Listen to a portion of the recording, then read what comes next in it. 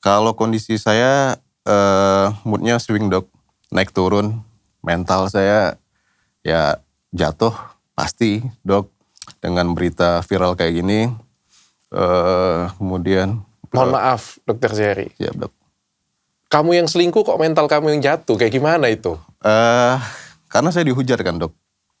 Saya seakan-akan mau jalan aja keluar gitu. Oh ini dokter yang selingkuh. Oh ini dokter yang amoral. Ini dokter yang jahat gitu dok. Jadi persepsi orang, mindset orang mikirnya udah jelek banget lah tentang saya dok. Nah gitu. Kalau saya ngerasa, kalau ini kan aib sih kan dok. Aib di keluarga, aib rumah tangga.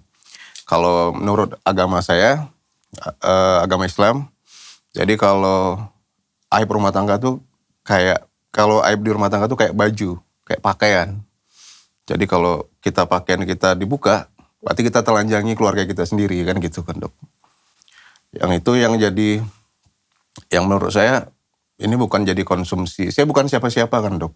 Maksud saya bukan public figure, saya bukan pejabat, saya bukan artis lah gitu. Saya orang biasa. Cuma dengan berita viral ini mungkin ya yang kalau yang tidak tahu jadi mendiskreditkan saya kan gitu ya dok. Menjatuhkan saya sebagai profesi gitu. Dan mengganggu kehidupan pribadi kamu? Benar. Oke.